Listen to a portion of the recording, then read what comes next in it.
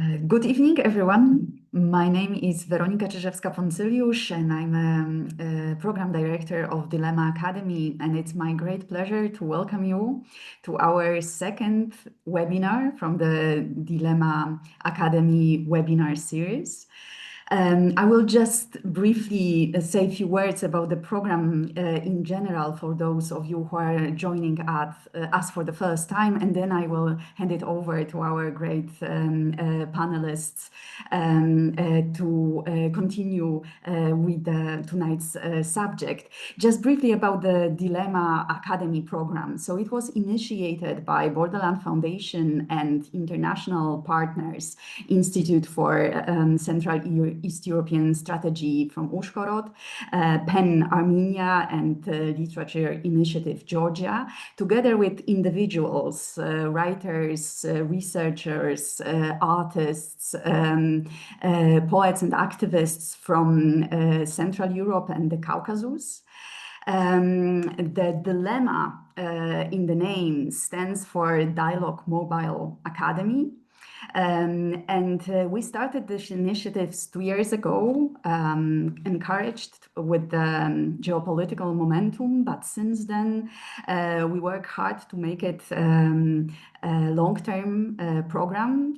Today it's supported by the Creative Europe program, and it gives us an opportunity to work in different formats.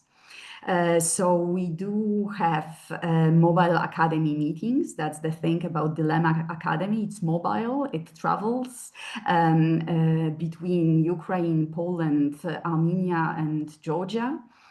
We do have summer schools, residency program, and we are working to start online platform. And the webinar series that you are now a part of is one of these efforts to be also present online. We need to discuss and to co-create a reflection and practices between these two regions, between Central Europe and Caucasus, to discuss the most important current dilemmas. And the same goes for the webinar series. So each of webinars is dedicated to the issues, the subjects that are important for us to discuss in nowadays. And what also brings us together is the feeling that this difficult time that we are now geopolitically also calls for discussing ideas and creating reflections and practices together. You can follow us for now on social media, on Facebook, Instagram, and also we do have a YouTube channel, Dilemma Academy YouTube channel, and this webinar together with the previous one will be available there.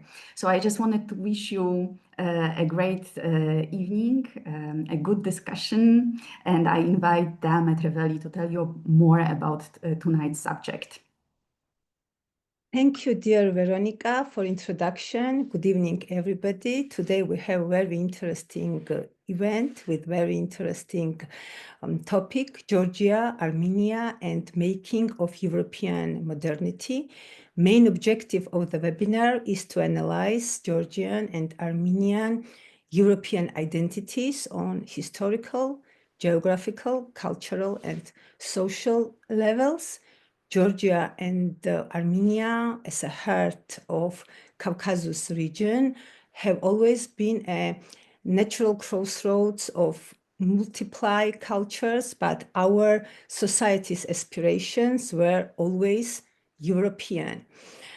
Collapse of Soviet Union and independence of Georgia and Armenia in 1991 became a new starting point for our countries to return somehow politically to its European roots.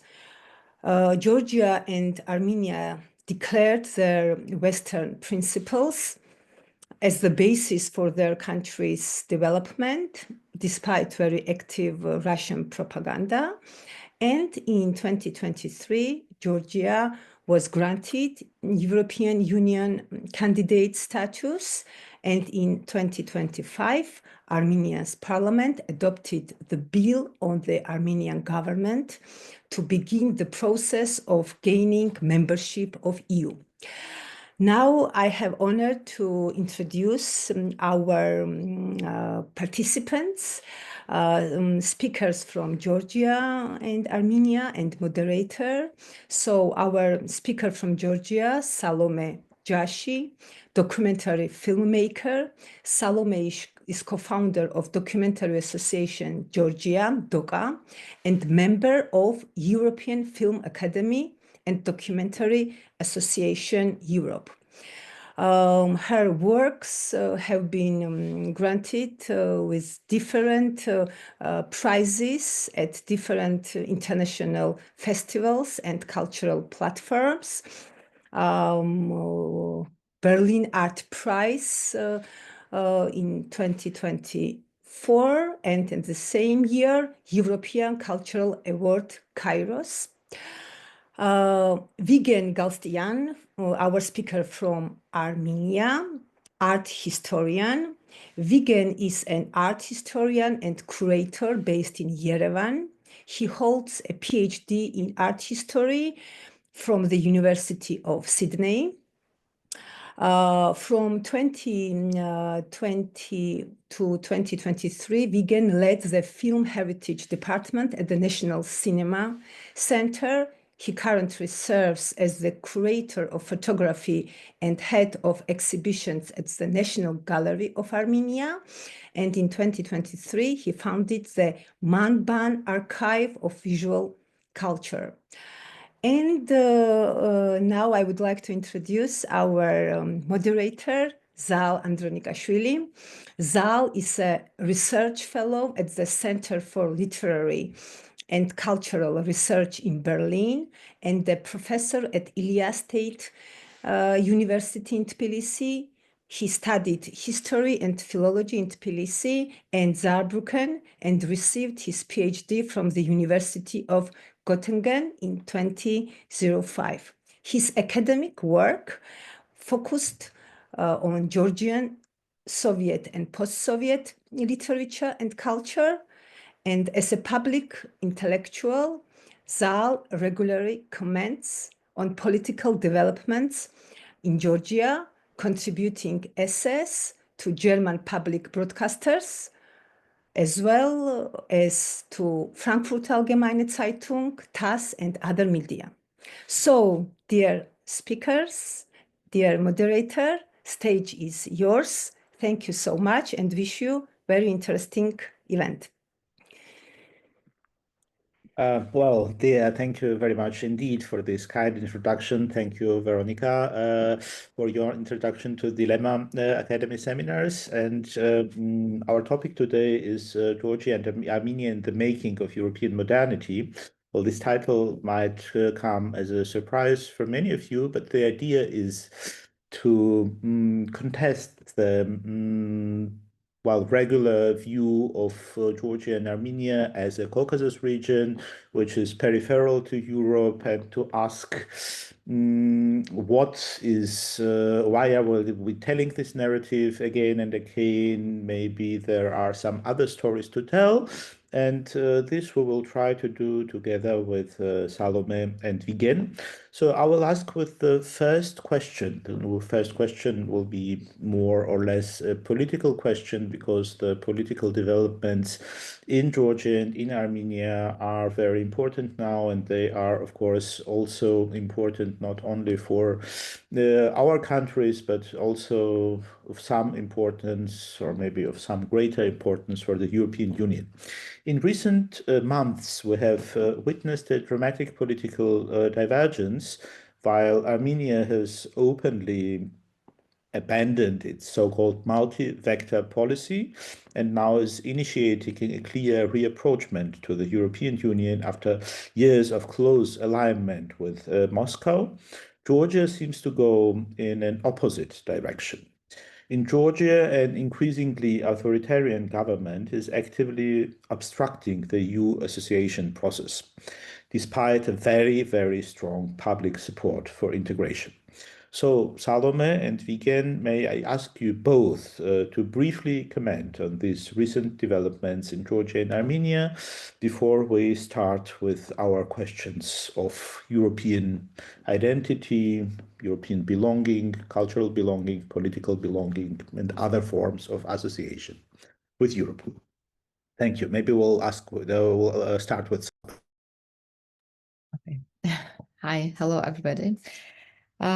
Yeah, well, about the recent situation here, the current situation here in Georgia. I mean, after the I just had a relook at the facts, and I remembered that Georgia applied for the EU candidacy status in after the full-scale invasion of Russia to Ukraine on March 3rd, as far as I remember, 2022, and it was granted the EU candidacy status later in 2023, which meant that now Georgia is a full force into the into this EU integration path. However, since then, the situation changed drastically, dramatically, and it went into totally opposite direction in the last 1 year and a couple of months. So the last year, the new law on the foreign agents, what we call the rational law, was introduced, which kind of defines certain non-profits that get some financing from outside Georgia as foreign agents. Since then, another law was enacted, FARA law, which is kind of a copy from the States, but it's even more dramatic, which makes all persons, organizations, and companies receiving any kind of foreign funding foreign funding to register as foreign agents, and especially if their activity is political, and anything can be defined as political right now in Georgia. Even writing a Facebook post is defined as political.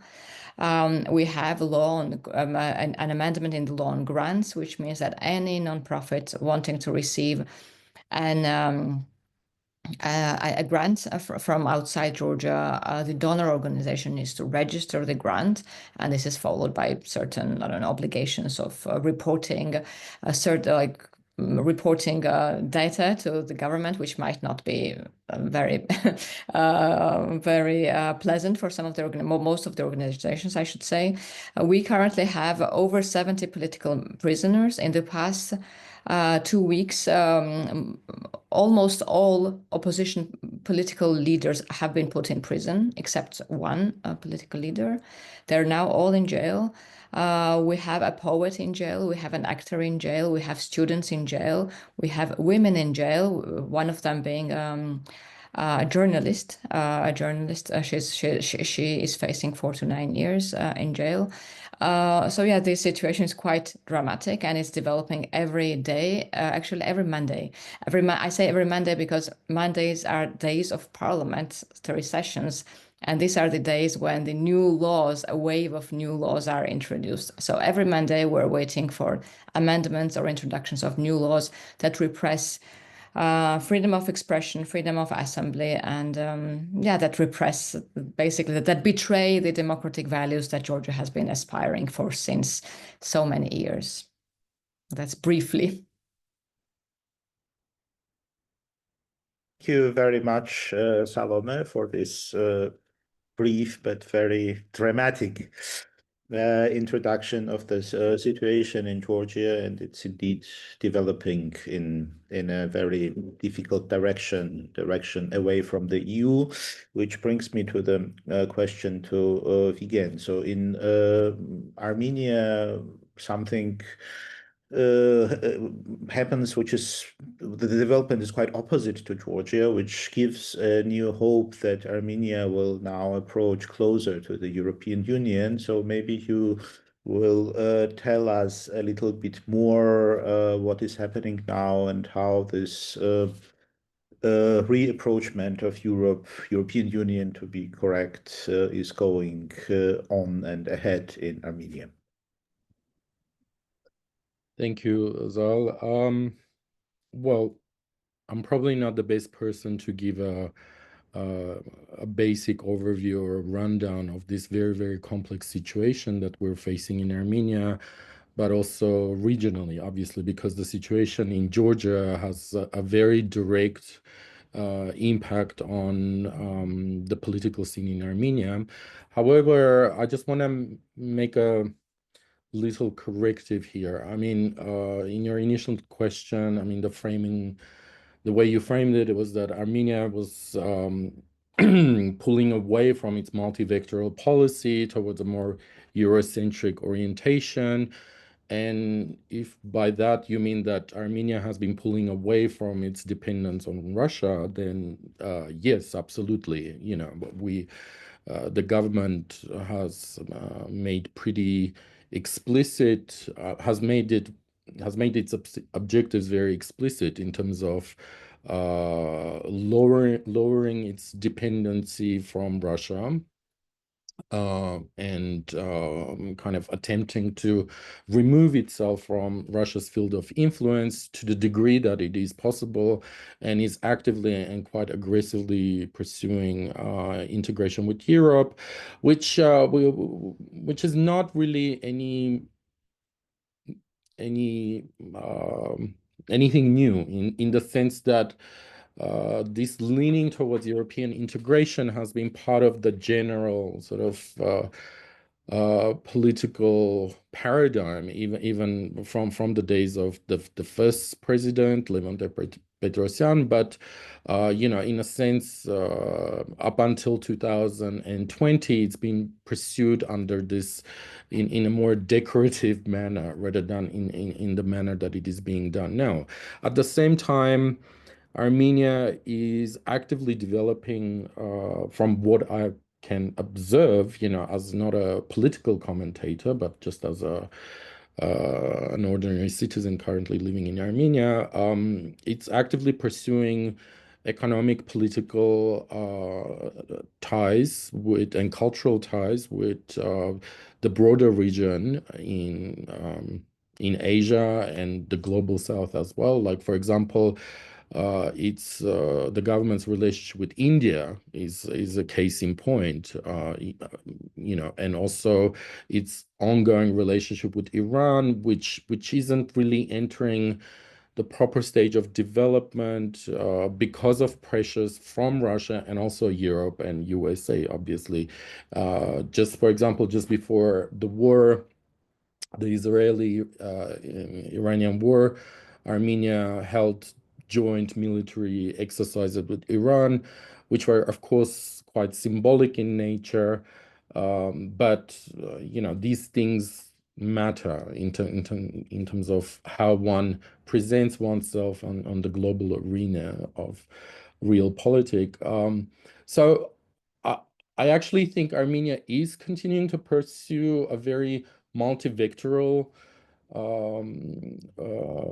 political policies, and isn't just focused on complete and total reliance on Europe, because you know we've had very, very bitter lessons in the past of having to put all our eggs in one basket, you know, when it comes to Russia, for example, and the real tragic outcomes of the 2020 war, and then which was subsequently sort of finalized with the 2023 ethnic cleansing of Artsakh.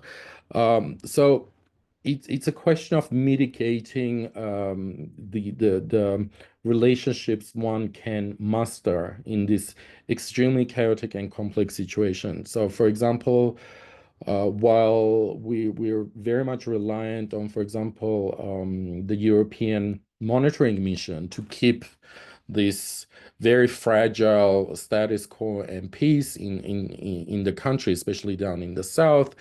You know, Armenia is actively rebuilding its army and also its military defensive arsenal, let's say, via relationship with India and China and so on. So, and also France. And in terms of the cultural politics or cultural diplomacy, it's really looking at, you know, not just Europe, but increasingly also towards Asia. So I think this is an outcome of this very, very difficult balancing act that Armenia has to play currently. You can't just be, pursuing a pro-Russian, pro-European sort of political allegiances and completely dismiss Russia. And, Russia is still very much a presence in Armenia, both militarily and politically and economically. So one has to negotiate these hegemonies of power in the best way one can, and I think so far, it's doing okay. How far we can continue to pursue this balancing act, or the government rather, is a moot point, especially with the current situation in Iran. But it's very clear, I think, to all of us, but also to the government, that one has to continue pursuing this multi-vectoral policy. Otherwise, Well, outcomes won't be nice. thank you very much again for this very nuanced description of Armenian foreign policy. And Georgia is a little bit different maybe in this way, but I can remember that in the beginning of the current developments, somewhere back 2012, the Georgian oligarch, the shadow leader of the state, said that Armenian multi-vector policy might be some of an example in Georgia, which was not really acceptable for for the maybe vast majority of Georgian people, who were absolutely pro putting all eggs into the European basket, let's say. And this brings me to another question. Well, the multi-vector policy and the destiny, or maybe the century-old, or maybe millennia-old destiny of Georgian and Armenian nations and states was to balance between some big powers and big empires, and this continues somehow now. But another question is the question of this sense of belonging, which which leads us more to the cultural ground rather to the political ground, or maybe to the cultural political ground, if you can divide these things from each other. So in both countries, civil society actors, or large parts of the populations, continue to see themselves as part of Europe. So this is certainly true for Georgia, but you might correct me if it's not true for Armenia, but my feeling is that it also is. Yet for many Europeans, especially Western Europeans, Georgia and Armenia does not necessarily belong to Europe, and they are not fully European. Even, well, if we make another example, I read today the polls in Poland, and even nations which are quite close to each other, Ukraine and Poland. So the majority of the Polish people are against EU integration of Ukraine. Okay? EU integration is one thing, maybe cultural belonging is another thing, but let's say about this cultural belonging. So where do you think this roots of this asymmetry of perception, so we think that we are Europeans, the Western Europeans think we are not, come from? Maybe we'll start, or you choose who will start to answer this question. Maybe this time you begin.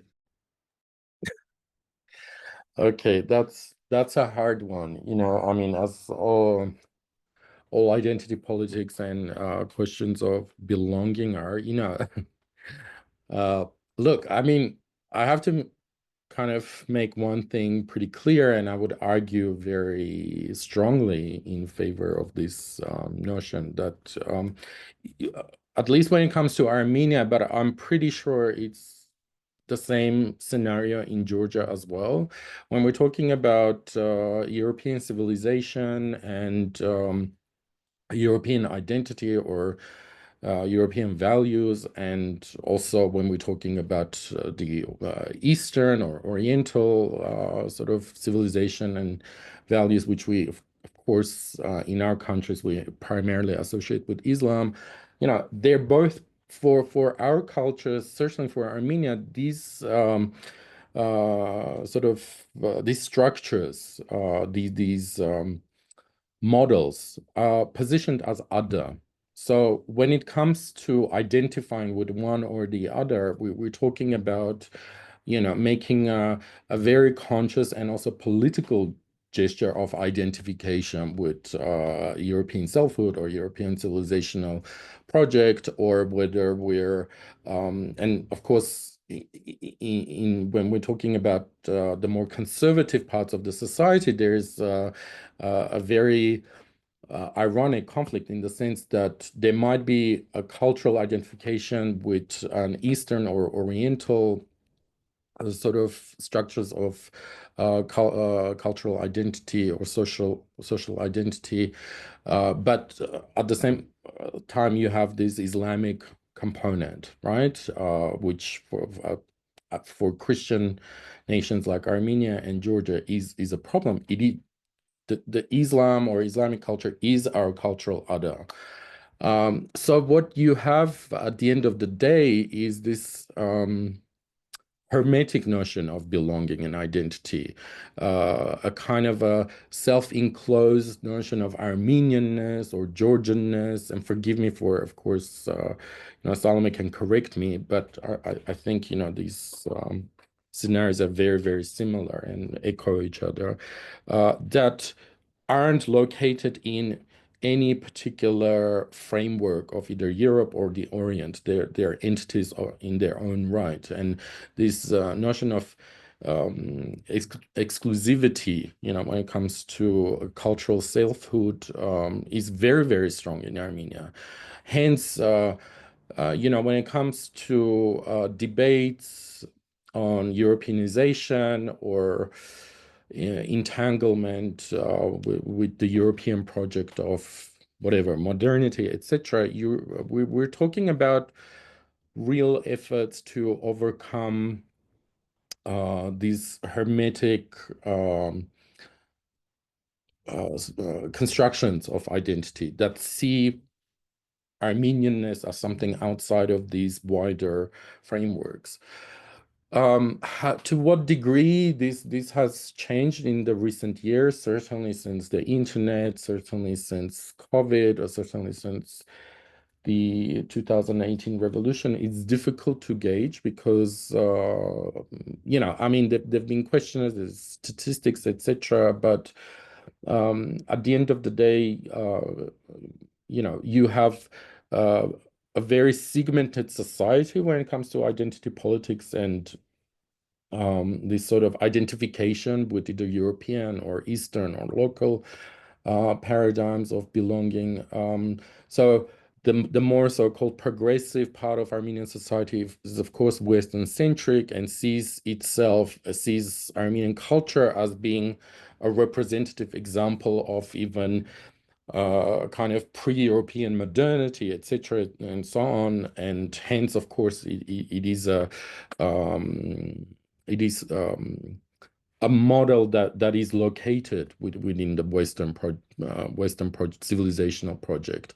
And then there's the majority that doesn't see Armenianness as being something that has evolved through these dialectical relationships, but is something that is innate and essentialist and has kind of grown apart from these dominant structures, and hence it needs to be preserved, because becoming more Western or more Eastern or God forbid more Turkish or whatever, or more globalist or more modern, it means to undermine this core essence of Armenian identity. And of course, this relates to religious belonging and so on, and the role of Armenian Apostolic Church. So I think we still have a lot of work to do in Armenia on a wider social sort of scale in order to kind of change these normative perceptions, or at least have the tools that would allow us to disentangle, right, how these ideas have been formed, and what the reality, what the historically grounded reality of these identity politics are, and where we should be moving forward from there. But I think we're still at the stage where the questioning and deconstructions of these very, very pernicious and very also strong ideas is still beginning here in Armenia. But I also think of perhaps in Georgia, there's been more progress, but Salome can talk about that. Yeah, actually, Vigan, very interesting listening to you, and really like this word hermetic when you speak about Armenia. And now Georgia is becoming hermetic and kind of preserved, trying to this government kind of, or at least pretentiously, is saying like we need to preserve our sovereignty and we need to be in ourselves and live within ourselves. I mean, as I went, and I prefer kind of to give my own personal example because I'm not really a political analyst, and I often say that I and my country, we grew up together. I was born in 81, and Georgia became independent, just like most of other Soviet states in 91. I was 10, and we learned life together. Yeah. When Zal mentioned the sense of belonging, honestly, somehow something very emotional started to stir in myself, and I suddenly had tears, and then I had to think like, why do I start to cry with this question about sense of belonging? And I think this is because I guess I need to analyze it a bit more, but primarily because as I was growing up, it was really interesting times of like hyper patriotism and hyper nationalism, which as a 10-year-old, I was very much involved into. I was like, Georgia, like we need to fight for our country, for my country. I even have notes of the time, and I used to write patriotic poems. And I said, like, I have notes in my diaries of the time that individuals should be sacrificed to the country, and like country is the main thing. And then after some years, I totally redefined that understanding, and I started to distance myself from Georgian heritage, from the Georgian roots, so to say. I became like an anti-patriot in a way, like because I felt it was dragging me somewhere that I didn't know. That was kind of imaginary history, and I'm sure there is a some part of fact-based histories in our countries, but much of this history that was taught or spoken about in 90s in Georgia was very inflamed. So I started to like detach myself. And for example, and I'm saying this very directly, and if a propaganda TV takes this from here, of course, they will spin it. I hated Georgian polyphonic songs. Because I felt like this is something that doesn't, I could not relate to. I did not relate to older Georgian films, like Soviet Georgian films, for example, that are like masterpieces of the time. And then I remember once I was in a forest camping, and there were students singing in polyphonic voices.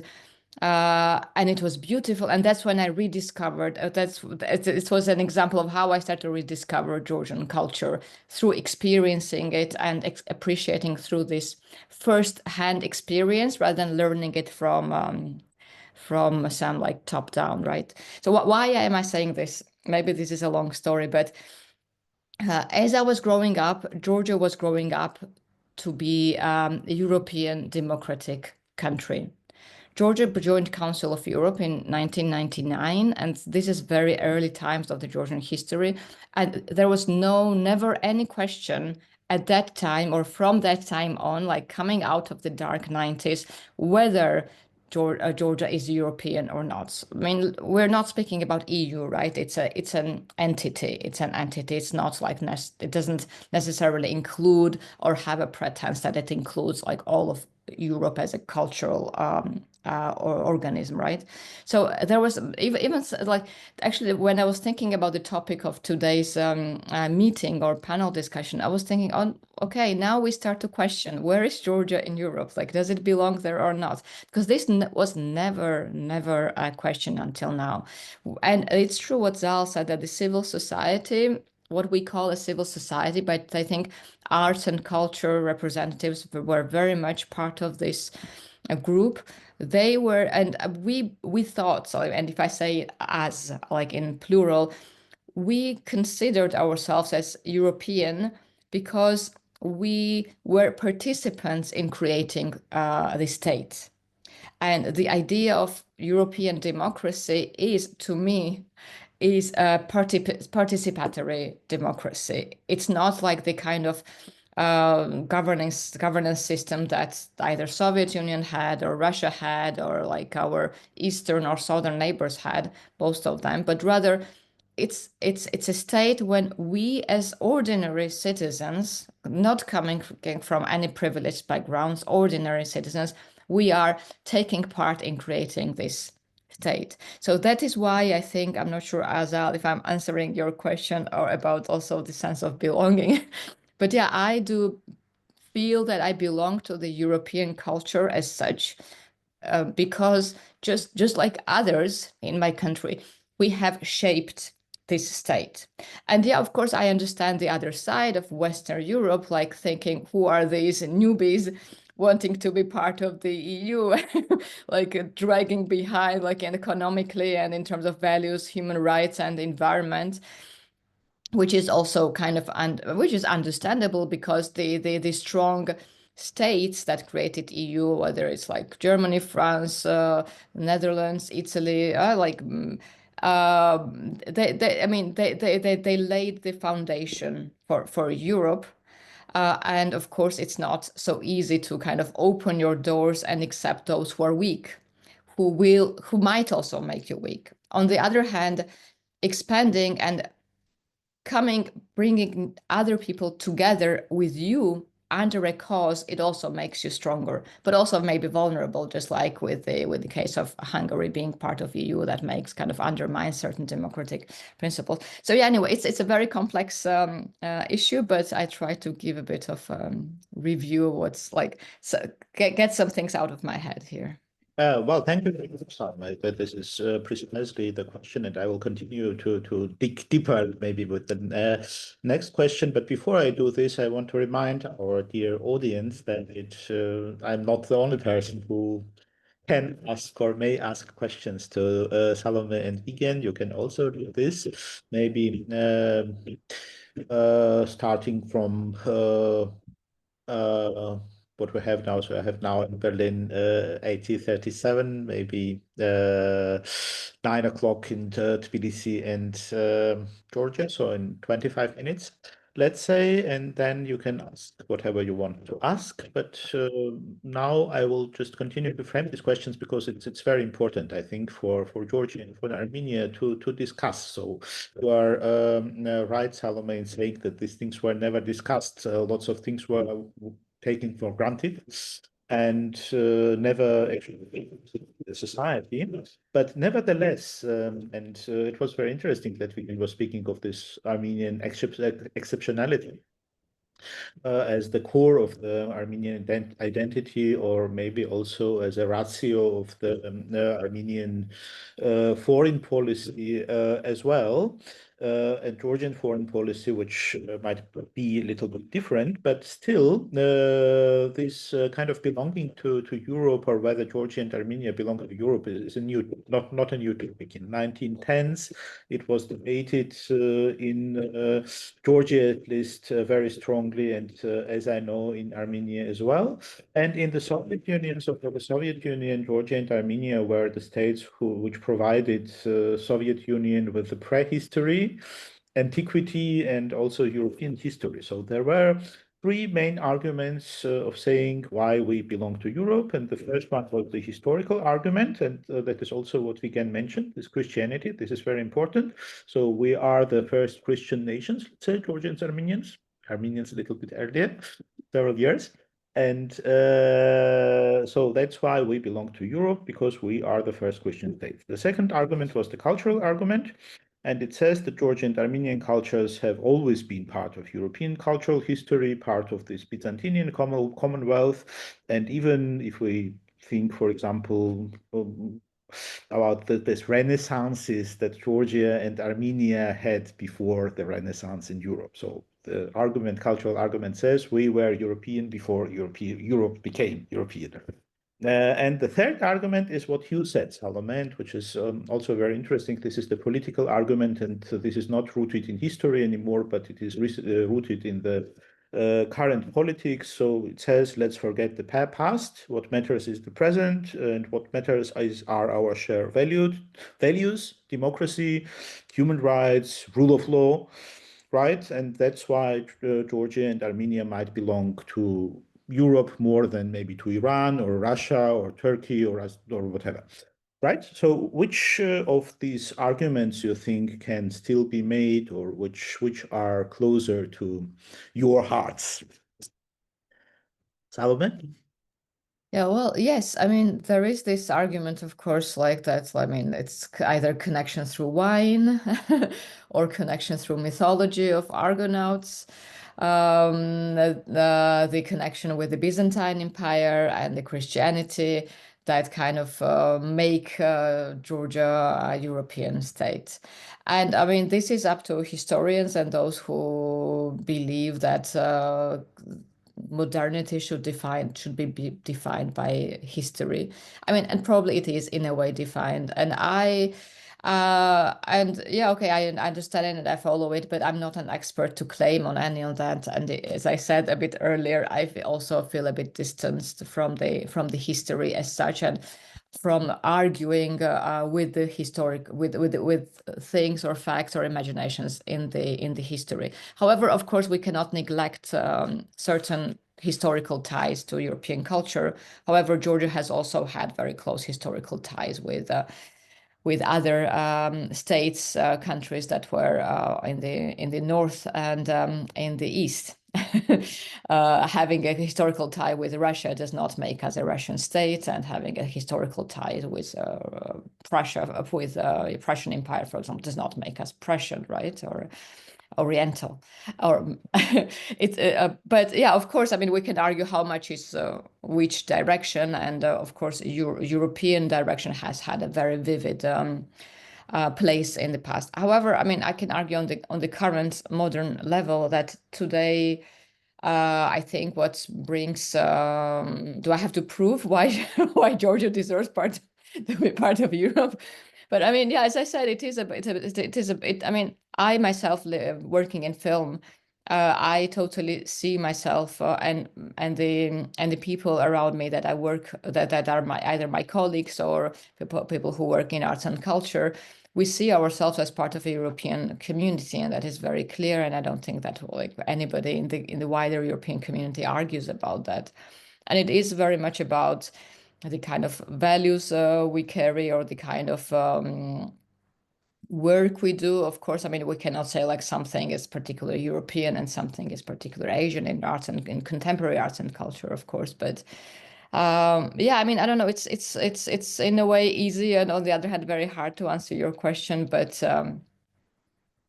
yeah, I think right now, currently, the main ties that I see with European culture in Georgia is more cultural, and I mean, ideally also political, and political ties has been very strong, as I mentioned, with the candidacy status, with them becoming member of the Council of Europe and various other treaties.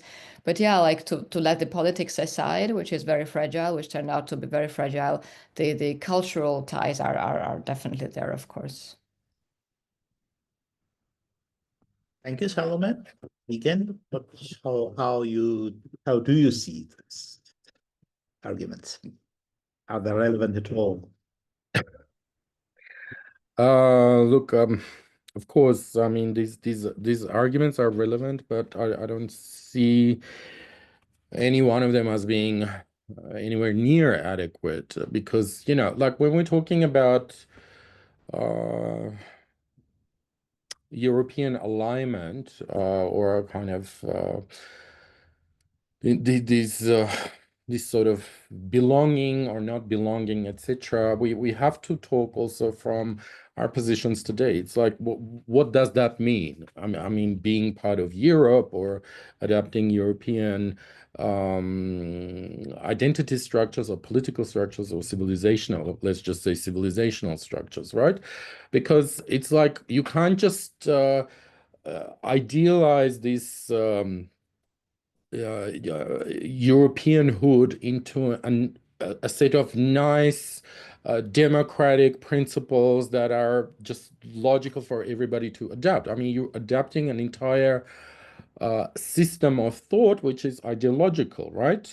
I mean, we can't deny this fact. And when you're adapting European values and whether it's European democracy or European leftism, leftist sort of thinking or and so on, but you can't just simply dismiss the other nefarious stuff. You can't dismiss the fascism, the colonialism, do you know what I mean? Like that's part of that whole baggage that you need to be also considering. So we really need to be asking today, what does it mean to be kind of pulling this European or Western civilizational blanket on ourselves in this particular region, in this particular time?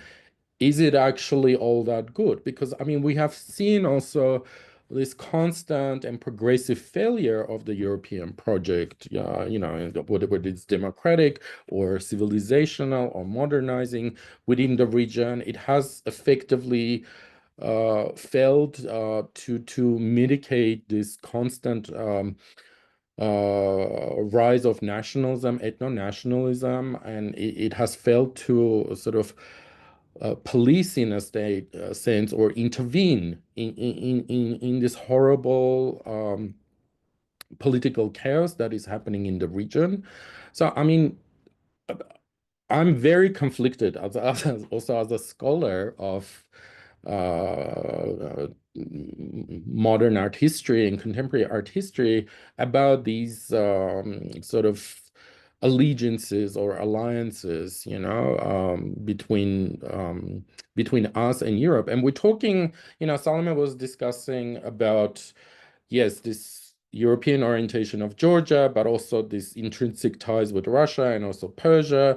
And, you know, like we're also not talking about the relationship between Armenia and Georgia, you know, like what if what we actually need to do, first of all, before thinking, are we European, are we Oriental, or whatever, historically or in terms of realpolitik, what is our relationship, like our relationship, because we're neighbors who share a much more profound relationship than anything we share with either Europe or Russia or Persia or anybody else. But we often enough forget to foreground this relationship, you know, and the way we have impacted each other throughout not only, you know, like ancient or medieval history, but specifically throughout the evolution of Caucasian and Eastern modernities, and also in the past 30 years, you know. So I think we really need to take a step back and first of all look at different possibilities, different frameworks and paradigms that maybe are located in a much closer vicinity, which are between the actors and agents within the region. And I don't just mean Georgia and Armenia, of course, I also mean Azerbaijan, I also mean Turkey, I also mean many of the other minorities and groups that do not maybe have the sovereignty that our nations possess. And I think this is really, really vital on the level of these countries individually, but also for the shared future of this region, to see whether whether we should be thinking about some other frameworks and at least narratives that counteract this, you know, Europe, Caucasus trajectory, you know, because they certainly are there historically. I mean, as an art historian, I can testify to this fact. But unfortunately, our political systems and not just our political system, but this incessant flood of globalizing forces, often forbid us from exploring these relationships in a much more meaningful and constructive manner than they should be. Well, yeah. Thank you very much for this very insightful answer, and maybe I will dig deeper into it because, well, of course, you are right in mentioning that, or maybe, yes, you said that the European project failed, but maybe something that really failed was this kind of initial attitude in the 90s when the Soviet Union broke down. And then the European attitude was, you guys forget your past or whatever you have to learn now how to become European if you want to join this club of the end of the history, and this was this kind of transformational narrative. So you have to transform yourself, you have to be like schoolboys or schoolgirls or whatever you are, and then when you have learned your lesson good, we might think whether you will be able to join Europe or not. And this was maybe a little bit problematic, and now we know after this 30 years of history that this was problematic not just for, let's say, Georgia and Armenia, but also for Eastern Germany, for Hungary, and for lots of countries who were not really comfortable with this kind of, narrative, forget your history and learn something different. But maybe what we can ask is this kind of contribution, indeed, what can Georgia and Armenia as countries, or Georgia and Armenia as parts of a region or a part of a historical region contribute.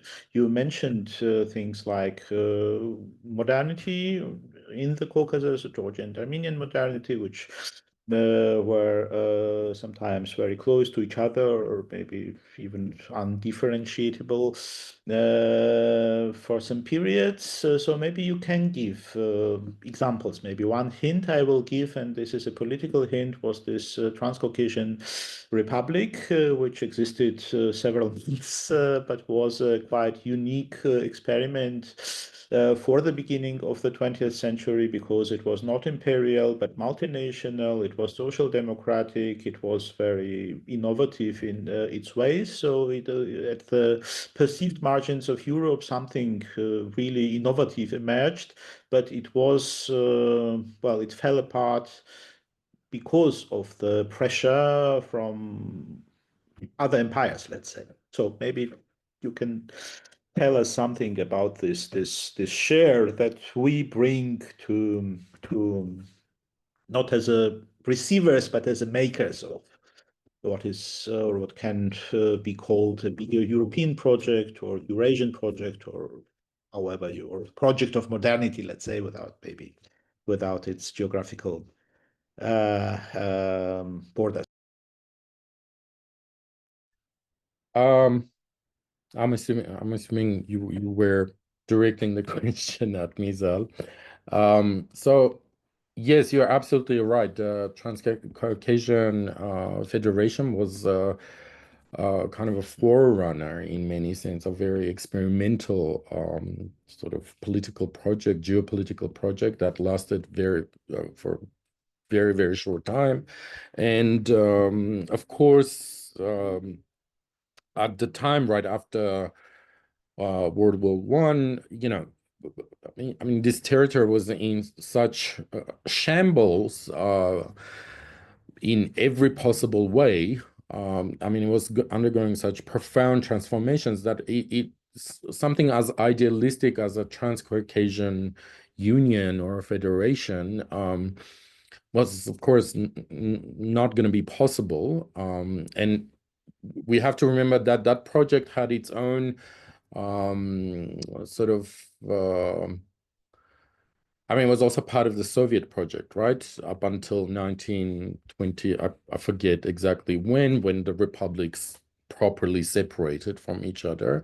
So, I mean, this territory has always been a hub for this paradigmatic experimentation, not only in the context of modernity, but throughout antiquity and the medieval period and so on. And it is due also to its geographic position. And yeah, a lot of these narratives when and historical pivots when the region does become a hotbed of civilizational progress, whether it's in the 10th or 11th centuries, like the period where you mentioned where the Renaissance happens here before the European Renaissance, etc. And then arguably that there are some scholars who argue that you know, there were direct links to this earlier proto-Renaissance in the region to the Renaissance that happened in Europe in the 15th century and so on.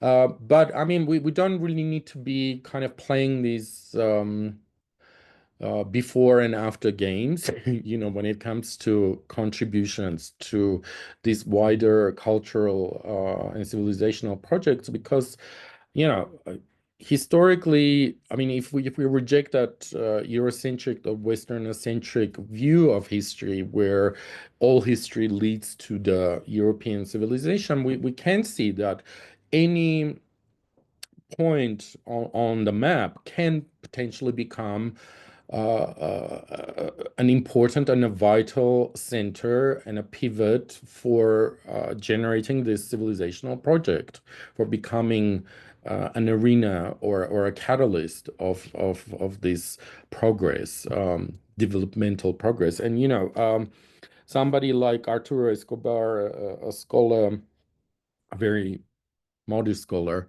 today, who argues about, you know, this.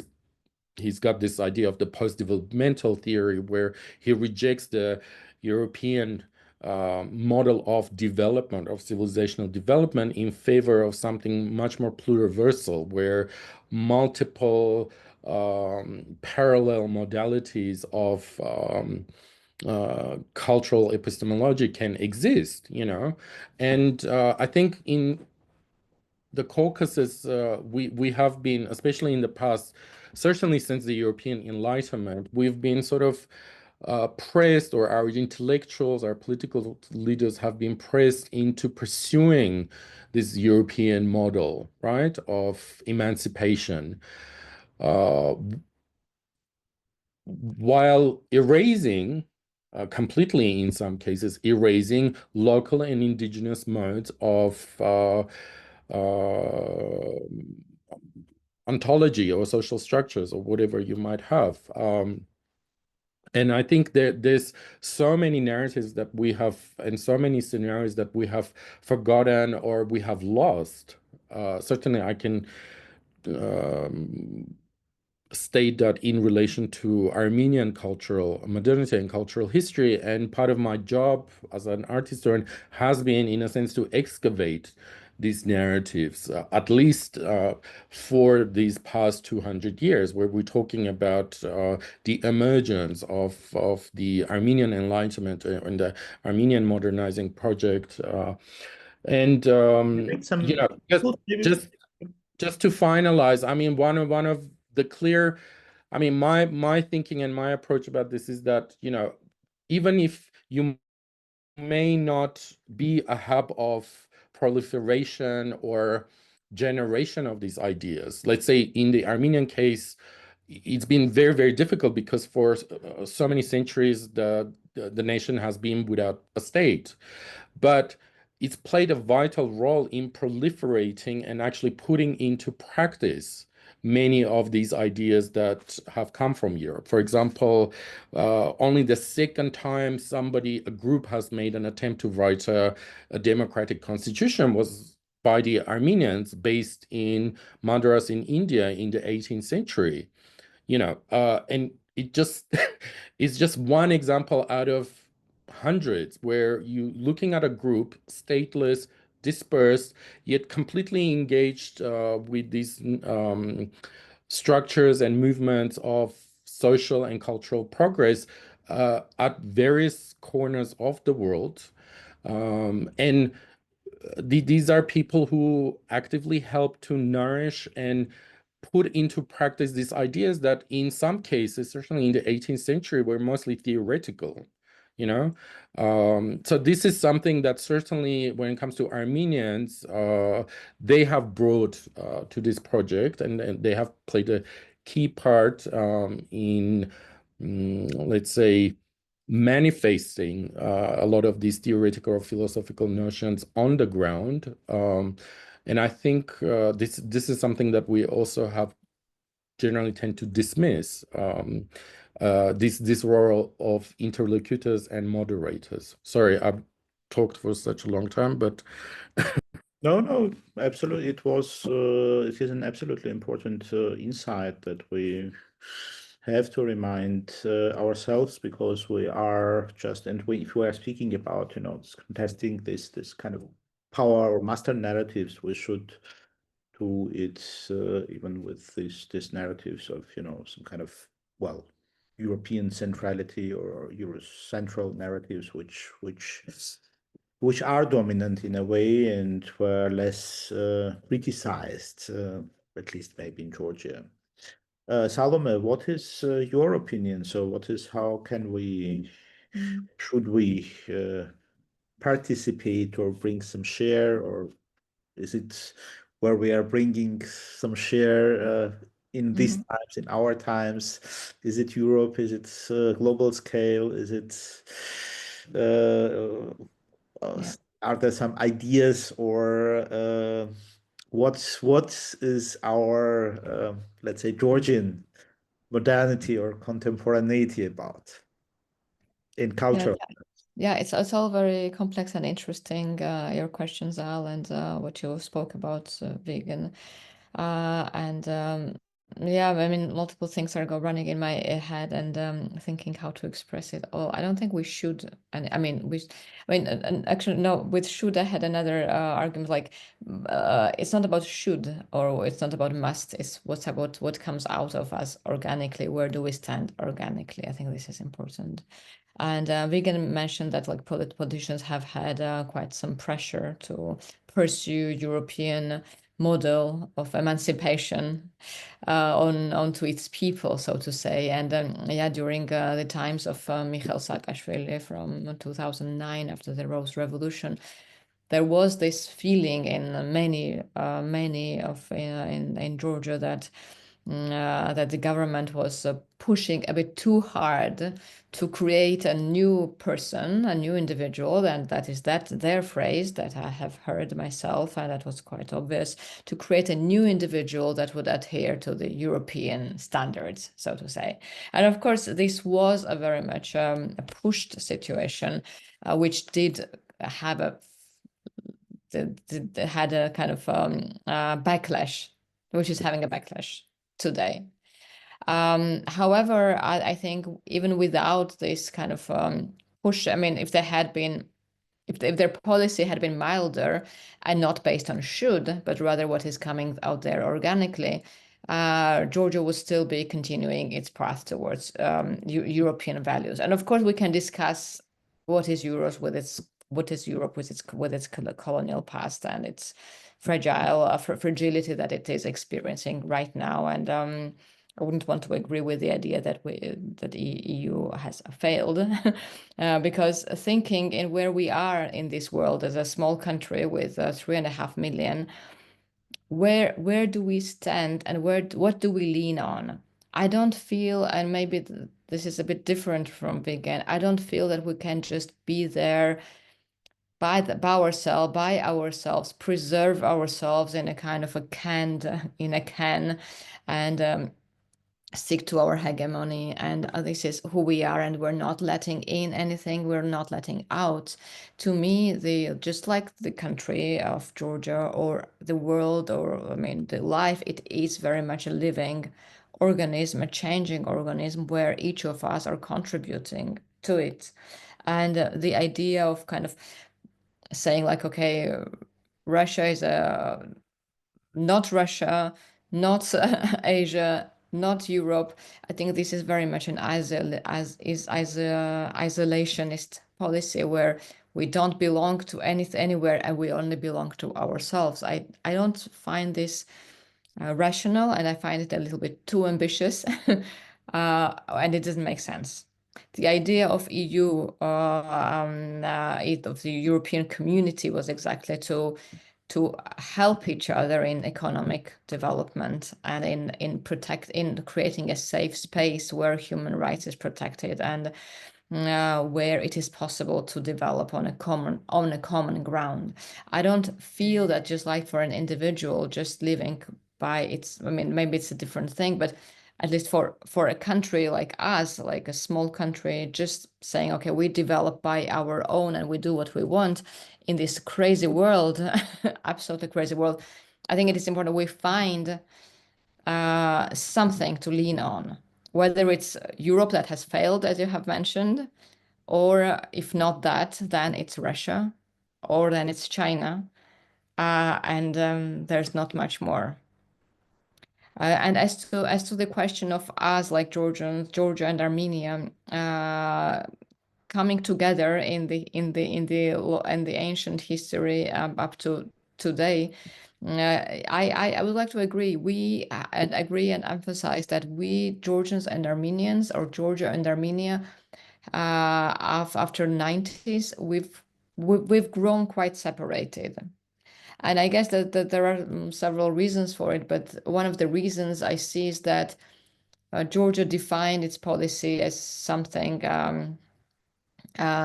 leaning towards Europe or EU, like kind of opening its doors for its citizens to go out towards West, so to say, and also offering West to come in, not meaning just people, but of culture and exchange, etc.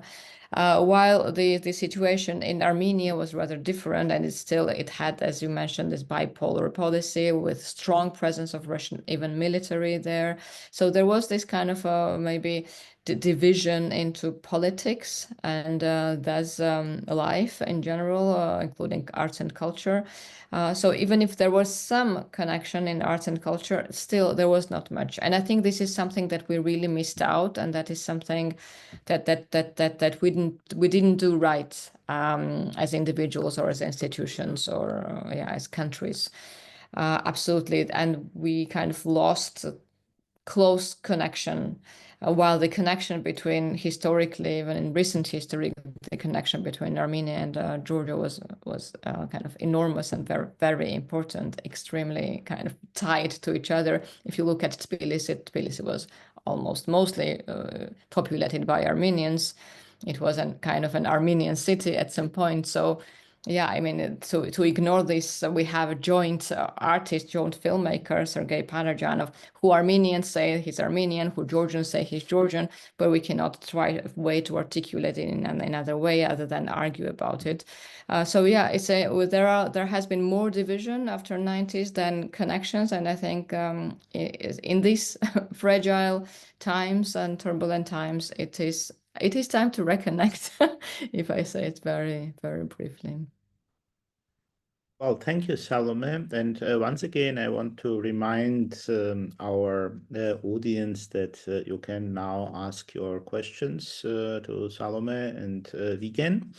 And maybe I will have one question which is important somehow for us. You both mentioned the Soviet legacy, and this is something which more or less defines our past and maybe our present as well. Because, one of these dominant narratives of post-Soviet times said that the Soviet past and European future are not really comparable with each other.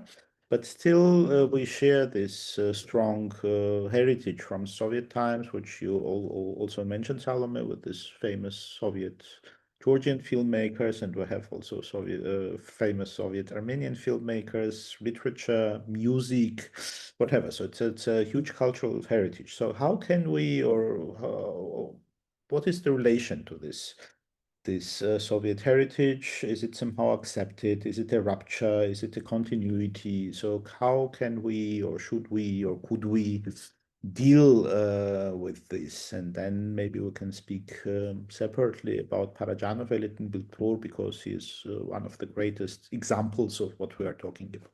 So please, Salome. Yeah, well, since I'm not an art historian, Vegan is in a much better position than I am. But yeah, I mean, for me, I think for my generation, but for me, I mean, I would prefer to speak on my behalf. There has been a rupture between the Soviet culture, so to say, and the modern Georgian culture, and this rupture is probably because of various reasons, but maybe one of the main reasons is that there was a whole rupture in the history of Georgia, so to say, or in life of Georgia in early 90s, which meant, I mean, early 90s, it was, for whoever doesn't know this, it was two extremely turbulent times with the three wars of the time, economic failure, extreme poverty, unemployment, and like switching to a new currency. So it was like a huge change, and I think that's when the rupture was created, because the production of also arts and culture was kind of I mean, it was underground, like there was biggest kind of flow of new music, for example, or fashion of the time, but still it was new. It did not stand on anything that was coming from the Soviet culture. It was it was a new country with a new creation. So this new arts and culture that was created from this kind of explosion of the 90s, it didn't feel any connection with Soviet culture, which was seen more of a nomenclature, kind of this identified with Soviet intelligentsia. And as I mentioned earlier in the talk, I myself had a kind of distance from the creation of the time. And even today, I think, like if we have I don't know, a famous poet in Georgia that we say like he's the best poet, or he's a particularly famous poet, I sometimes question myself, is he famous because it's just an example? Is he famous because he truly created a value, or is he famous because the system needed him at the time and then we accepted him as the most valuable? So it's in various disciplines, whether it's literature or film or anything else, these questions of what made something important of the time, for me, it's something that we need to think about and maybe rethink sometimes. And of course, I'm not bringing like I'm not raising doubt on any of the acclaimed artists of the time, but still, the idea, the notion of re-questioning it, for me, it is really important, because there are things I don't know. I realize I don't know. I don't know the motivations of the time. I don't know what made things successful, what made things not successful or appear at all. So yeah, I feel there is this total rupture, but I think recently, for me at least, and for like what I see around, there is also moments of reconnection with this past, moments of reconnecting and understanding the Soviet past with its complexities, and not just criticism, not just praising, but rather looking at it from a distance and trying to understand what happened and why it happened. And I think especially today, when what we're witnessing on a political, socio-political level in Georgia, it does remind us of the early Soviet times and the mindset that people might have had of the time.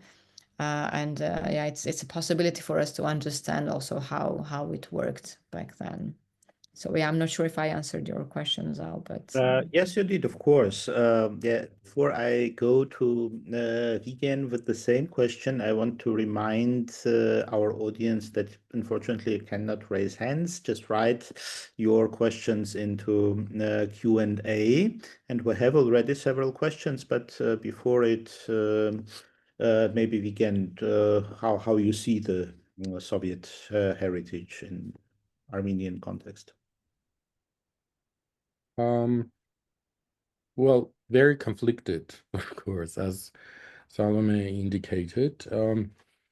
But at the same time, like Salome, I was born in 1981, so I do actually remember these last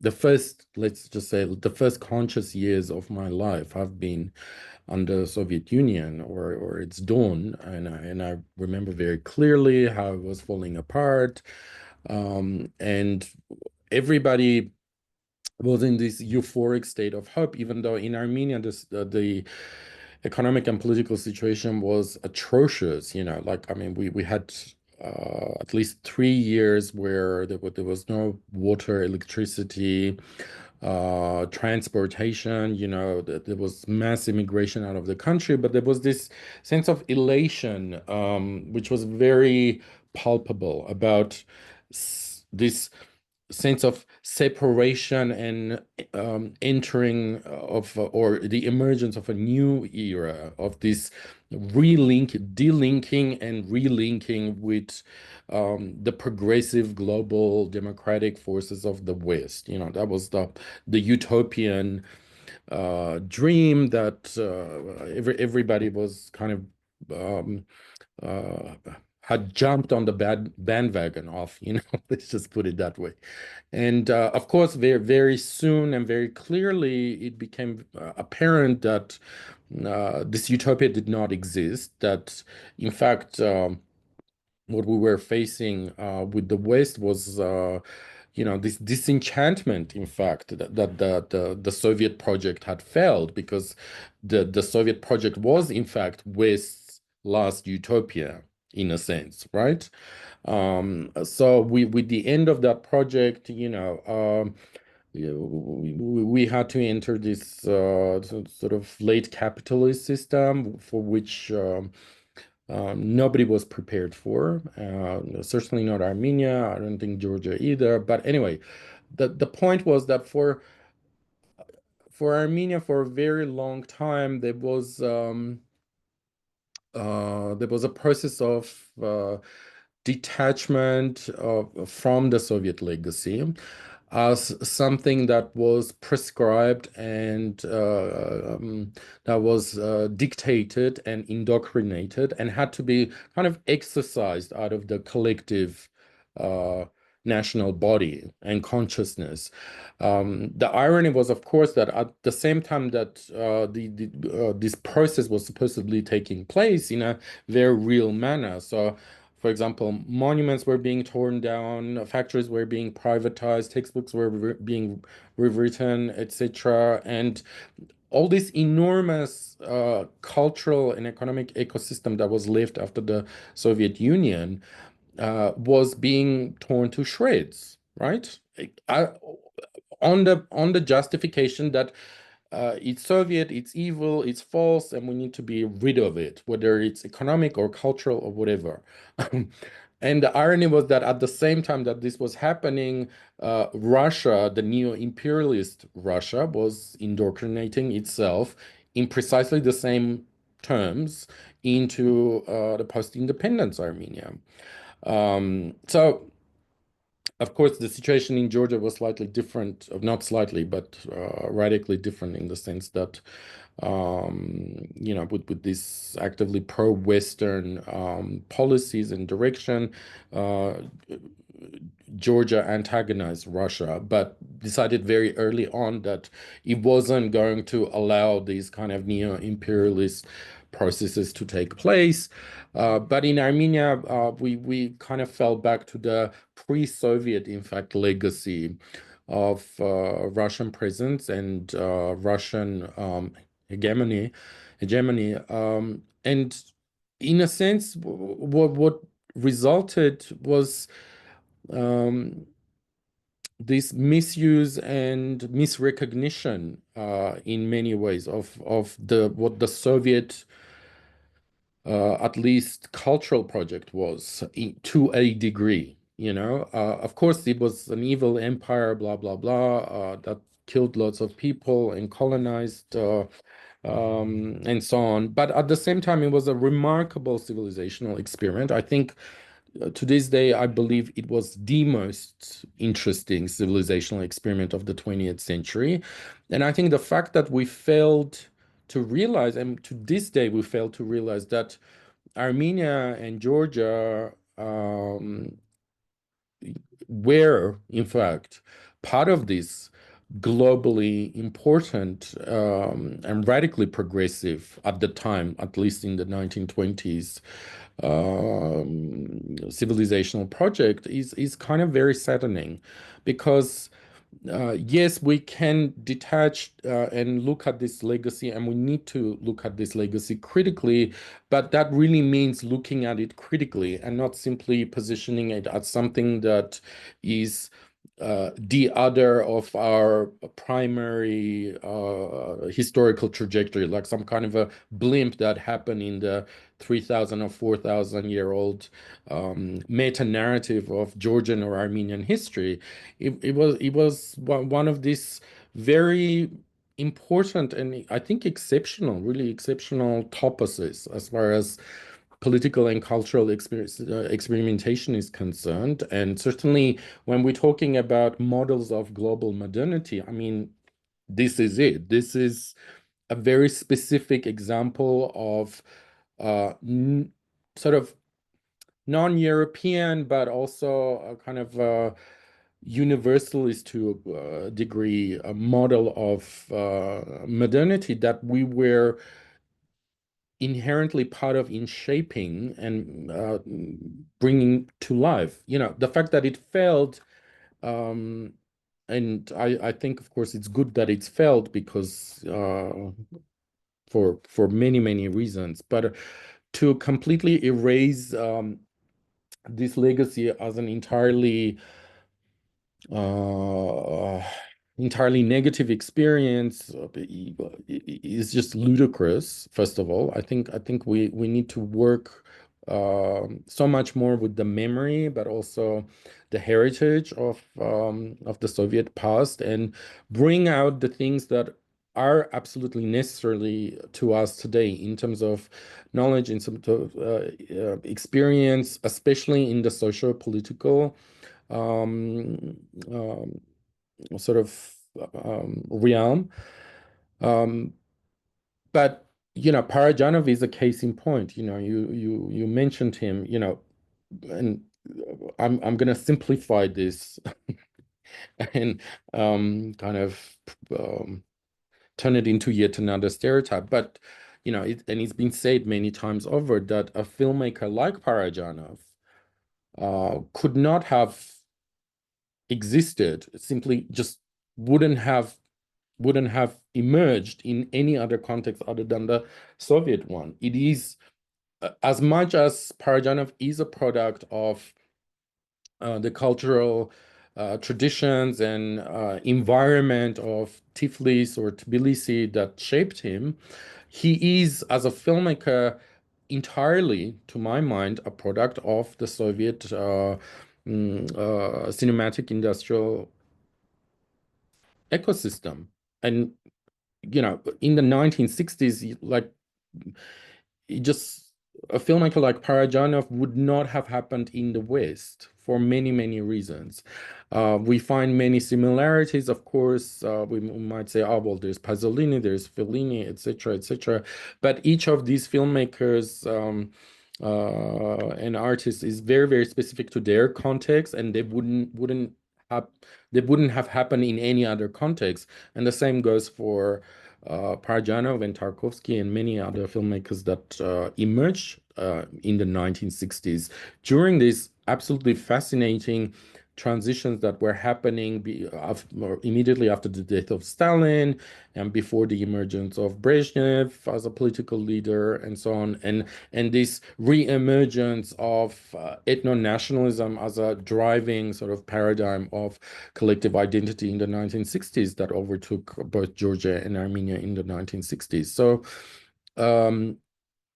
we really have to be a little bit more careful about how we interrogate and critically investigate and reuse or repurpose these narratives and this heritage, because one of the other dangers today is this widespread nostalgia for the Soviet Union, you know, in everything from cinema to literature to visual arts, fashion. You know, like Demna is a good example of this fetishization of the Soviet sort of cultural idioms, you know, and so on. I think my position, certainly as a historian, is to always be awake to the nefarious sort of elements of these legacies that are still very much alive and can reignite, and that we, which is why this constant critical work with these legacies is so essential, not only within our sort of national institutions, but also cross-national institutional and cultural collaborations and networks. It needs to happen, and it's not happening enough. That's another thing that I want to return to. It's this kind of debate and discourse and dialectics should evolve also between across our countries, because these histories are also mutual, right? When we're talking about belonging, of course, it's not just also Russia and Europe or the East. It's also the shared Soviet past that we have as a measure of belonging. And maybe there's something still to be salvaged there and brought into a more productive and constructive era of today. I don't know. Well, thank you very much. I would love indeed to go deeper, especially in this Parajanov question, because, well, of course, as a product of the Soviet film industry, but still leading a life of a dissident and being executed or prosecuted by the Soviet system. And also differently from Tarkovsky, who was also the product of the same system, was not seen as an avant-garde filmmaker, but rather as something which is more local and more ethnographic rather than avant-gardist. So these were also this kind of aporias of the Soviet system, which we might have or could have discussed. But now I will certainly go to the questions which come from the audience, and I start with one which is not question but is a comment from Witek Hebanowski. Well, thank you. I read it just as a quote. Thank you for your voices.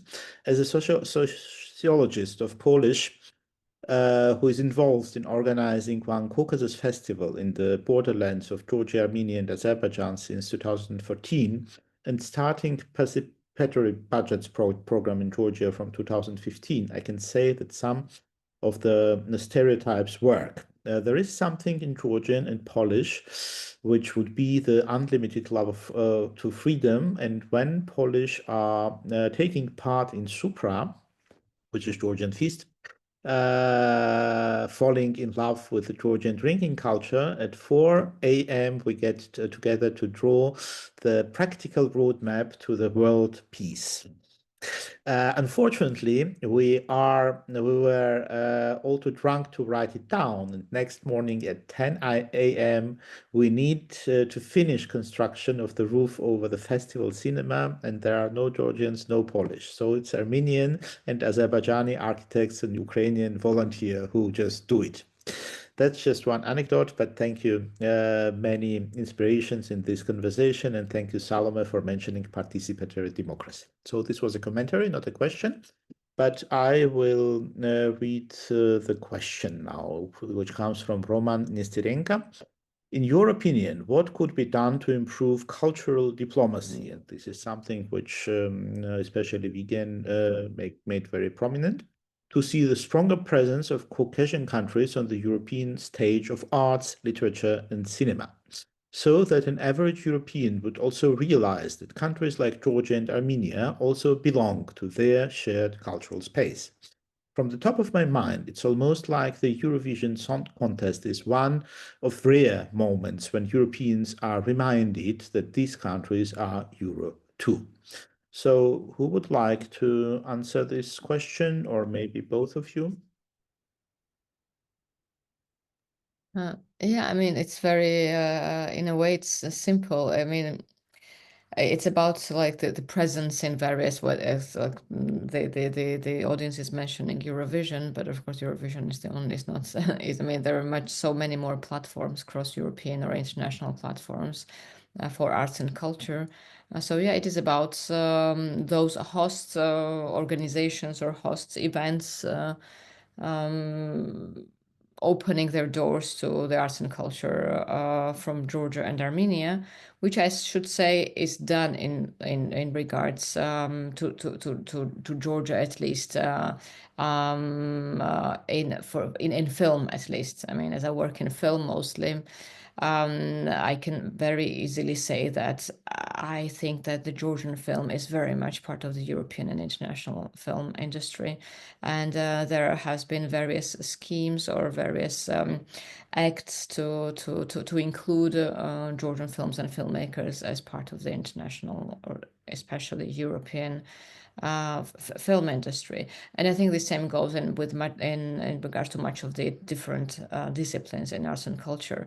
However, of course, I would like to call the kind of strong or more Western European cultural institutions to be more aware on of a political on a political level on what they're presenting and exhibiting. And I think this is something that some Western European cultural institutions might be lacking. For example, I remember when after the full-scale invasion of Russia in Ukraine, there was this call of Russian to basically cancel Russian culture. The call was coming from our Ukrainian colleagues.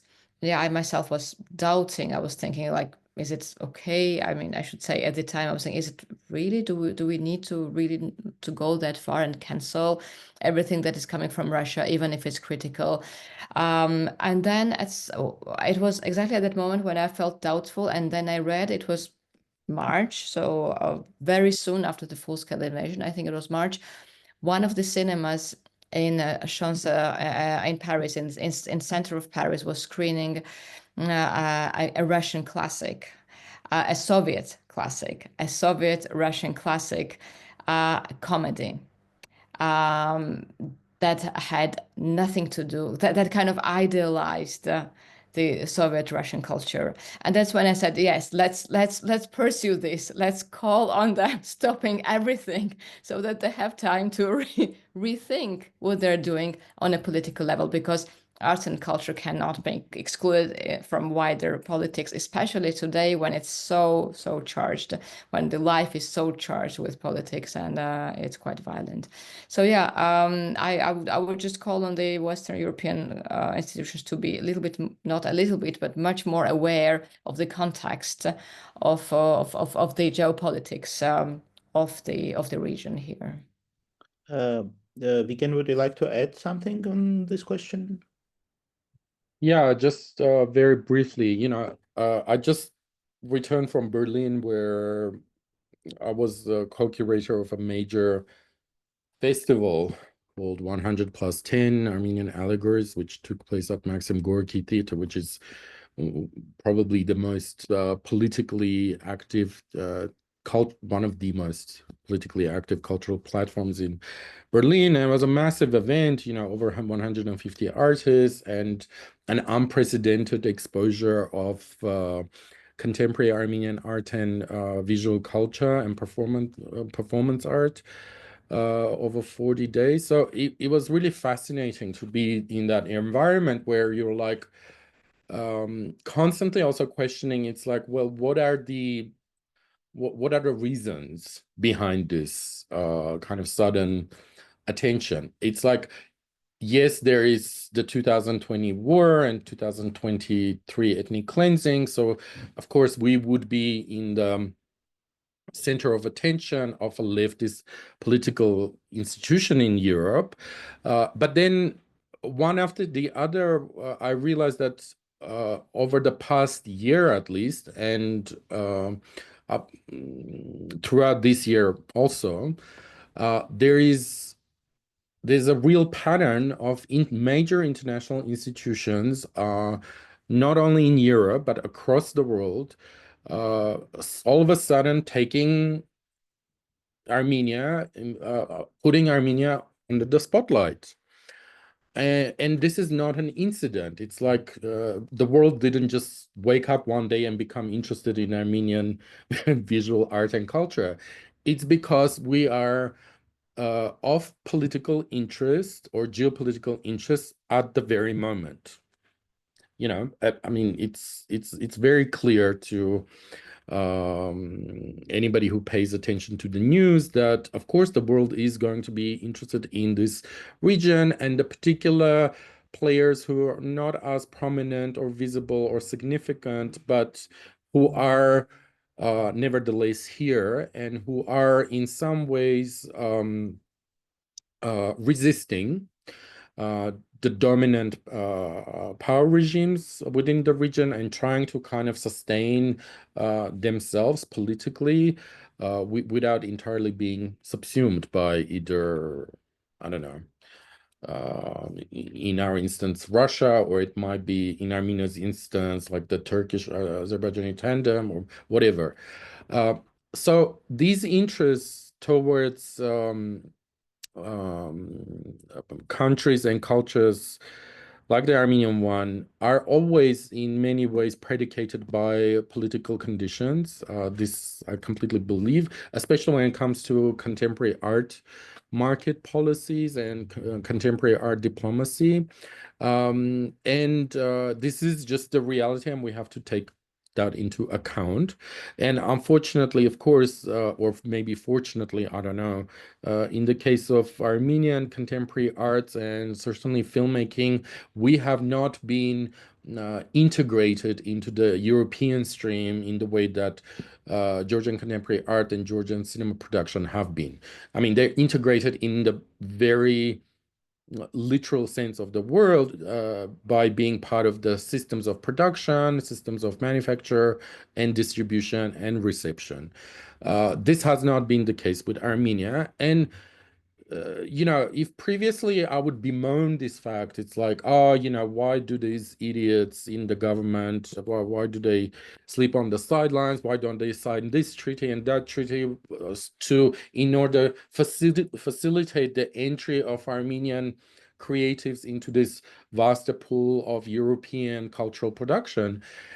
And today, what I find, ironically, it's like these European institutions are interested in the Armenian arts scene precisely because it is not even on their margins. It is the outside of their margins. It is a complete, in a sense, anomaly of European cultural art production, because in Armenia we do not have an art market. We do not have a stable sort of a film industry supported by the state and this co-production sort of networks. So to them, this is a particularly interesting scenario that is different to them. I mean, if you become integrated into the and you're just part of that European family of art makers and art practitioners. Well, what is the interest, globally speaking? Sure, you know, culturally there might be some differences, but essentially, you know, if we're promoting the same kind of cultural narratives, then I don't know. I think it's not as viable, it's not as productive, it's simply not as interesting as being a kind of a dialectical other to the European systems of knowledge and creative production. And last but not least, what we should be doing, certainly in Armenia, is not waiting for these institutions to come and invite us to be visible on their platforms, because then you're just playing into those same systems of cultural hegemony where you're allowed by the dominant system to be seen, and they're the ones speaking and presenting and representing you as a cultural entity. We should be a lot more aggressive in this sense, both in Armenia and Georgia, in terms of promoting our narratives and arguing for this space of visibility and representation on our own terms.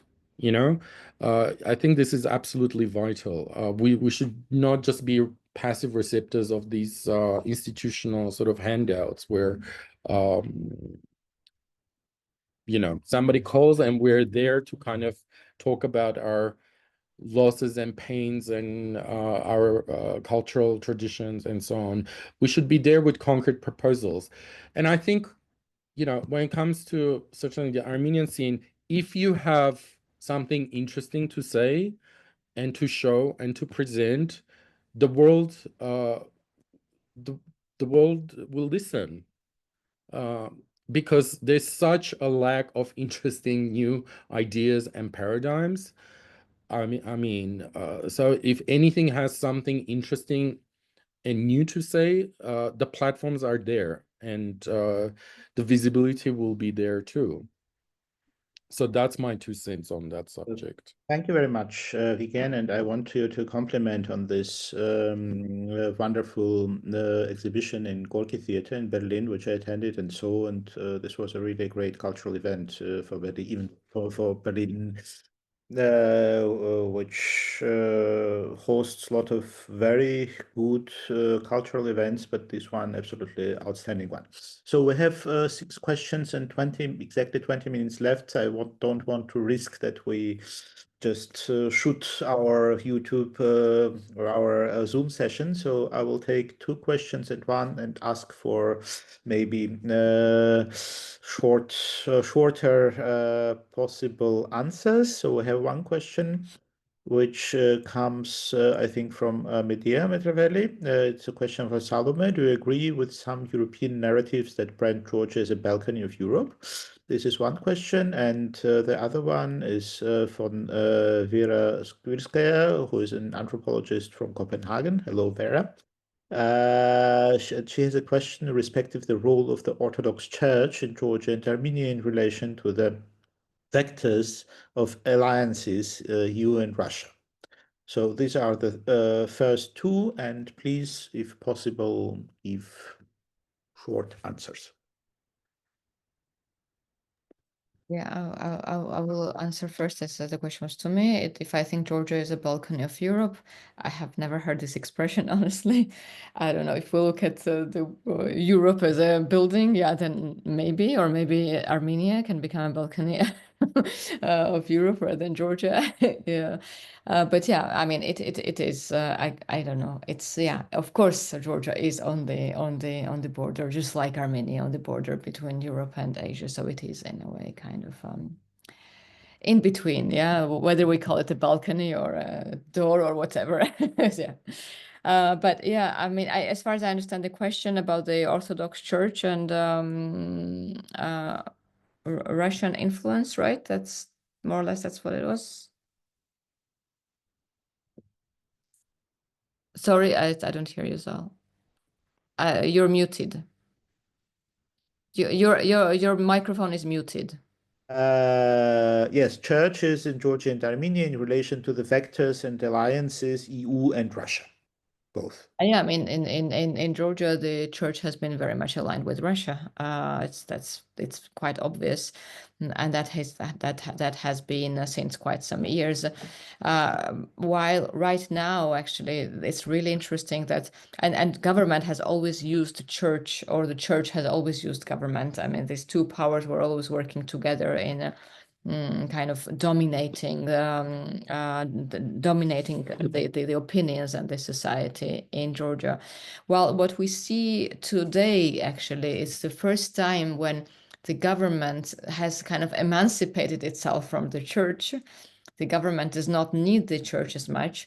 And so we see in the church, or I see at least, a fracture. We see a certain priests or church representatives, and especially dominant ones who are in charge of the church as such, supporting the government policy and kind of, I mean, primarily, of course, leaning on their traditional values and this anti-LGBTQ propaganda, while we do see certain priests, individual priests, emerging as more critical to the government and more open, relatively, yeah, to what they were. So yeah, this is how it is. But yeah, to answer briefly, yes, church had been very much, in my opinion, and opinion of many others here, very much influenced by Russia. Begin. Yeah, absolutely. Same scenario here, and one shouldn't actually forget that these relationships, certainly with the empire, whether we're talking about Ottoman Empire, Persian Empire, or Russian Empire, these relationships with the Armenian Orthodox Church, they go back centuries.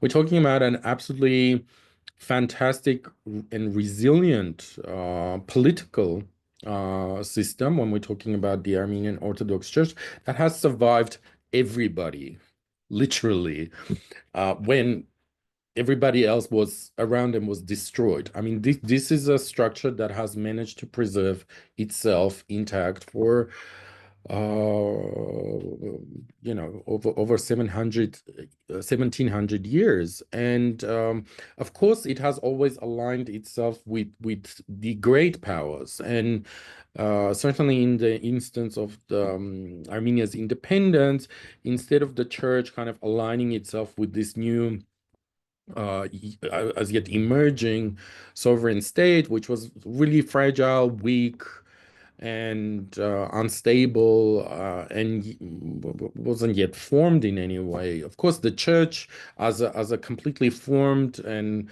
in some sense stable and powerful body, wanted to align itself with the with the reigning sort of political doctrine. In this sense, we're talking about Russia and its presence in the region, and this has continued unabated since 1991 and has become much more but this relationship, of course, has become a lot more problematic and a lot more pernicious and destructive in the recent years, specifically since Armenia's 2018 Velvet Revolution, where there was a clearly articulated agenda by the new government of separating state and the church, because up until then, the church was very much involved in state affairs. And it's very sad to see that this very complex relationship has led to the situation that we're facing at now. This sort of political grand guignol that is happening right in front of our eyes. If anybody's following, what is happening, this kind of the shootout between the Armenian church and the Armenian government in the face of the church, the patriarch and our prime minister, it's political theater at its worst, and it's not doing anybody any good. But what we're really witnessing is this kind of very sick, sort of poisoned and toxic relationships that are, or the outcomes of these relationships that have been repressed and oppressed for many decades, if not centuries, and they're coming to the surface now because as Armenia is trying to become a proper democratic state, the church is, of course, in its auxiliary sort of systems, this whole ecosystem is going into a form of agony, so to speak, and is resisting these transformations, because, of course, this means, first of all, that it will be superseded in its position within the Armenian reality, which is not confined to the state of Armenia, but this global Armenian reality.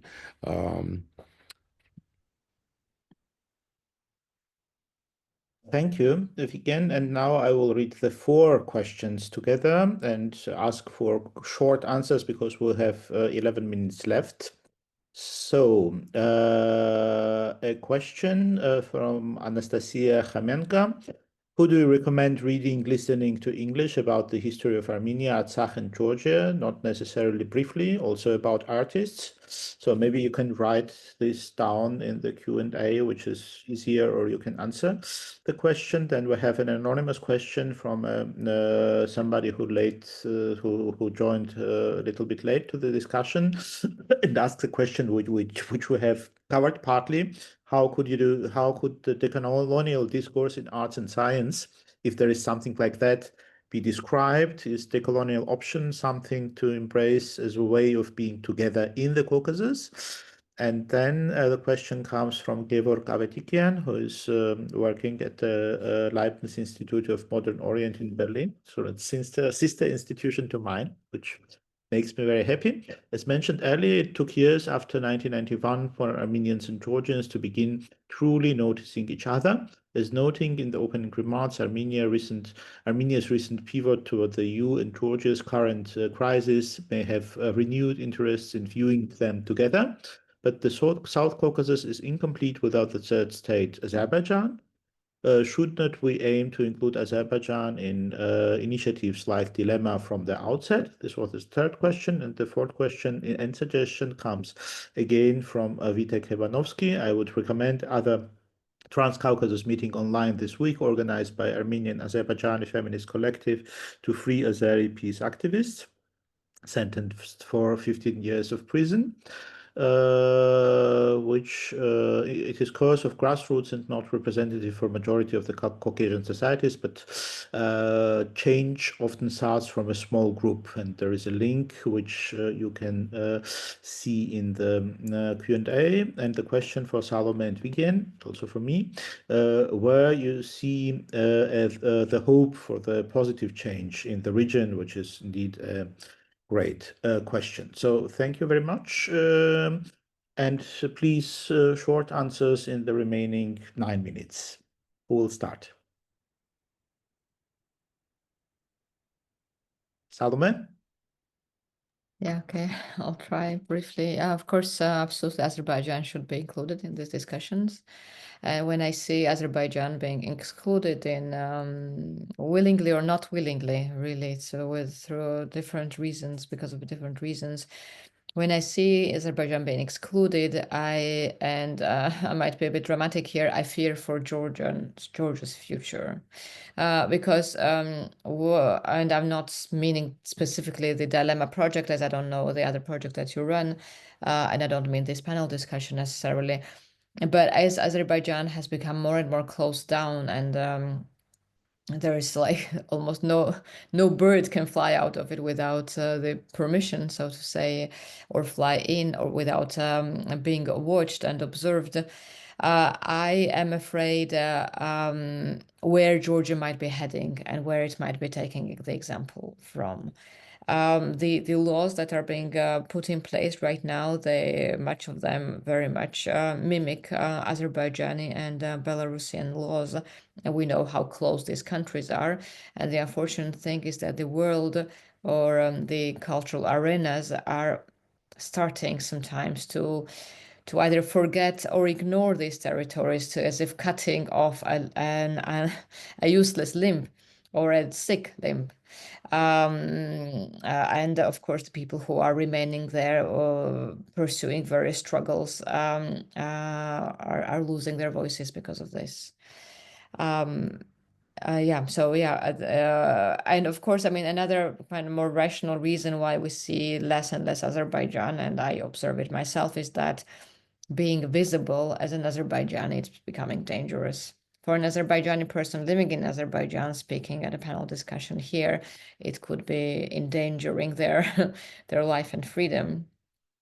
As to hope for positive change, where is hope for positive change? Recently, and maybe I shouldn't be saying this, I see less and less hope on a short-term scale. For Georgia, at least. I'm speaking about Georgia here. I think hope lies in various factors. It's the people in the country, and it's the supporters outside the country. I think without the relationship or the coexistence of the two, there is no hope. Begin. 3 minutes. Okay, Azerbaijan and hope, an interesting tandem. Look, I think it's really tragic what's happening in Azerbaijan, especially with people who dare to kind of stand up and speak out their minds about what the government, what this autocracy and dictatorship is doing to the people of Azerbaijan. And of course, these few brave people who dare to hope and imagine possibilities for collective future, just like in Armenia. Of course, in Armenia, if you get up and speak about a shared Armenian-Azerbaijani future and the possibility not only of dialogue but coexistence, you might be branded crazy, traitor, whatever, but you would not be killed or put into prison or whatever. So, we're talking about entirely different realities. And in Armenia, at least, we still have this luxury of personal responsibility and being able to articulate it without necessarily endangering our lives as thinkers, intellectuals, and so on, which is not the same for, of course, people in Azerbaijan. So, but at the same time, in Armenia, ever since I can remember, ever since I became part of this environment, we have always been ready and open to this dialogue. And whether it happened in Georgia for many years, we could only meet in Georgia and have these conversations, these small steps towards achieving some kind of mutual understanding, at least on the cultural sort of level. Right now, we're seeing that even these small opportunities are close to us, and I have no idea how we might progress in the next few years, at least until some kind of political stability is established between Armenia and certainly Armenia and Azerbaijan, but also when it comes to Georgia with the current unrest and instability and ambivalence about Georgia's political future is leading to a kind of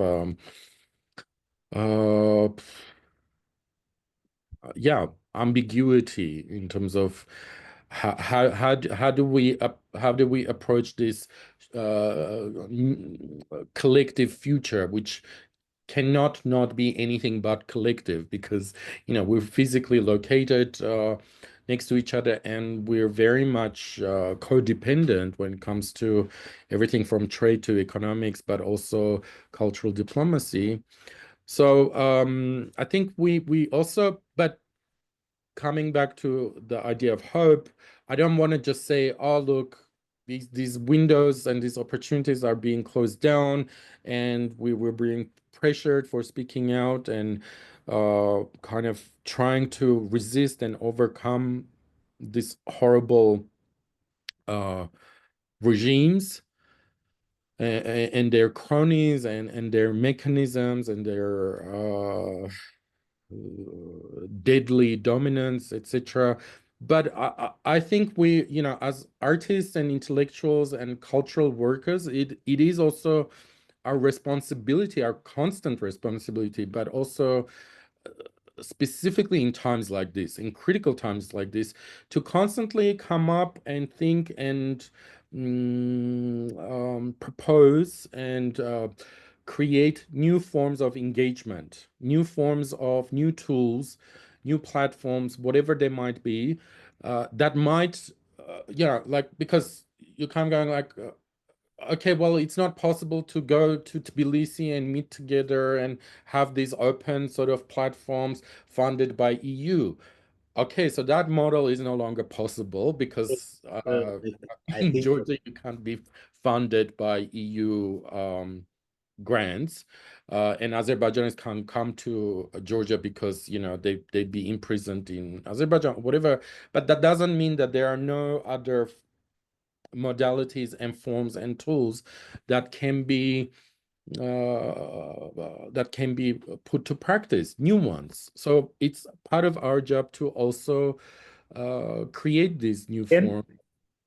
Sorry, I'm sorry to interrupt you, but we will be kicked out in 1 minute. So I wanted to have this opportunity. Of course, I'm sorry, I babble on. To But find the new frames or new formats yes, is important, which was our task today. And I want to thank you and thank Salome and also thank Veronica and Medea for creating this opportunity, which shows that we have to continue this dialogue between us, maybe also with other colleagues, because there is absolutely great amount to speak about. So thank you very much indeed, and thank our audience who were together. We were together for 2 hours almost. Thank you very much, and see you next time. Yes, thank you, thank you Salome. very much. It was great to hear Vegan and you all speak about hope at the end and kind of describing our tasks for the near future.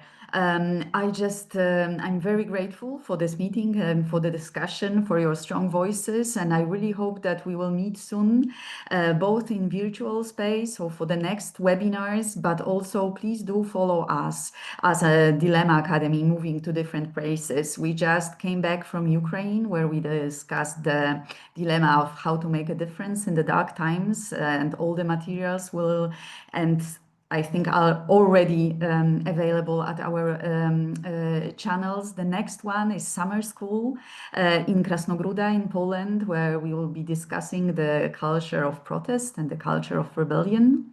And I hope you will stay with us for the next meetings and discussions. Thank you so much.